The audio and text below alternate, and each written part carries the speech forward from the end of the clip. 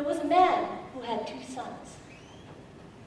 And one day the younger son said to his father, "Father, give me my share of the inheritance."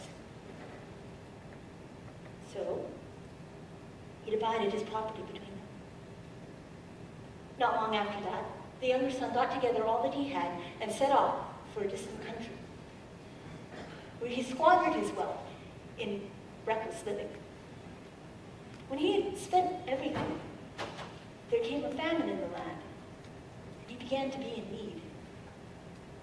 So he hired himself out to a citizen of that country who sent him to feed the pigs.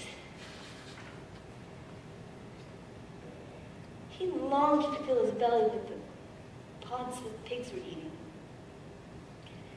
But no one gave him anything. When he came to his senses, he said, "How many of my father's servants have food and to spare? Here I am starving to death. I will go back.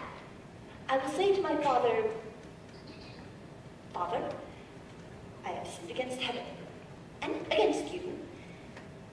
I am no longer worthy to be called your son. Treat me as one of your hired men.' And so he set off for home. But while he was still a long way in the distance, his father saw him coming. He was filled with compassion. So he ran to him, threw his arms around him, and kissed him. And the son said, 'Father, I have sinned against heaven and against you.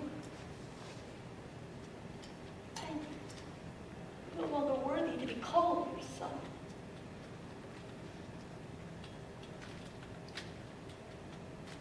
The father said, 'Quick, bring my best robe and put it on him.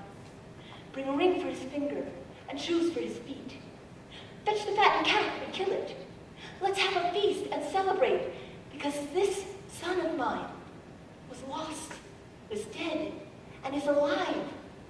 He was lost and is found.'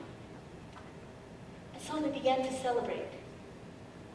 Now the older brother was out working in the field, and when he came near the house, he heard the sound of music and dancing.